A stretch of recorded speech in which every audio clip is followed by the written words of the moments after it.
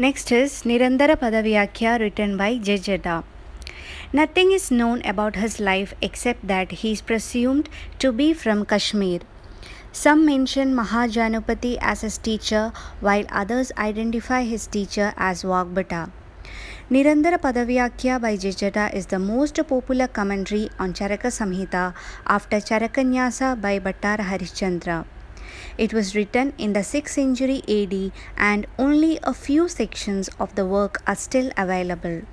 In his commentary, Jejada is especially concerned with determining which verses of Charaka Samhita can be regarded as genuine and actually rejects those verses that he does not perceive as genuine. Next is Ayurveda Deepika written by Chakrapani Datta. Chakrapani Datta is quite famous among the commentators of Charaka Samhita. Historians have determined the time period to be in the 11th century CE.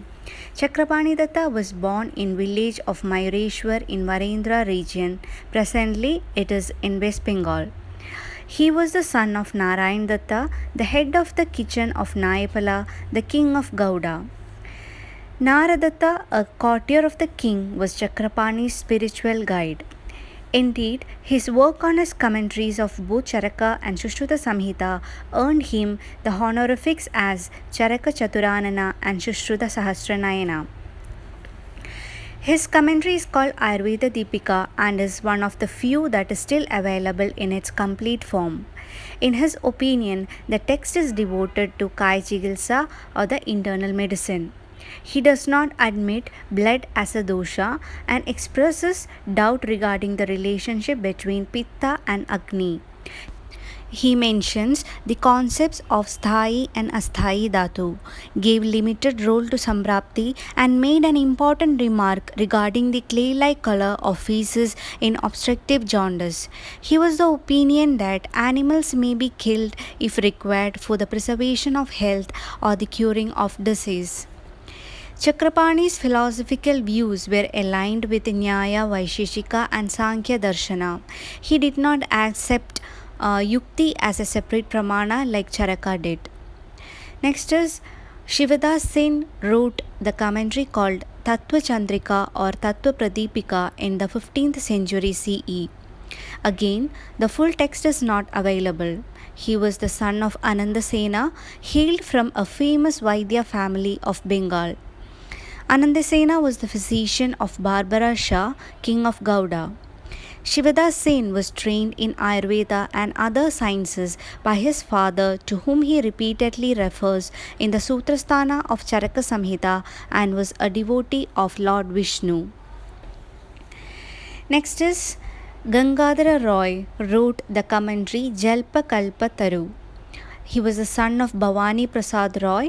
He was a great scholar and he dedicated his entire life for resuscitation of Ayurveda. Large number of disciples used to throng to him for knowledge. In the commentary, he has discussed many disputed points of Charaka Samhita, comparing the merits of various views held by scholars from the earliest times. He had lived up to the age of 86 years. Next is Yogendranath Sen is one of the recent commentators of Charaka Samhita. He was born in 1871 and his commentary Charagopaskara was originally published in incomplete form in 1920.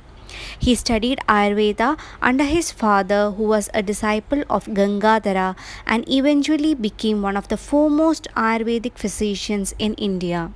His commentary covers only the first chapter of the Sutrasthana up to 13th chapter of Chikitsasthana.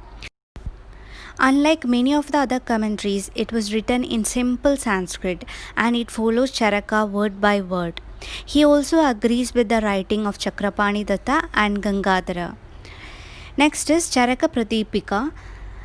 Kaviraj Jyotish Chandra Saraswati was a Bengal author who wrote the commentary called Charaka Deepika or Charaka Pratipika and was published only up to the Sutrasthana.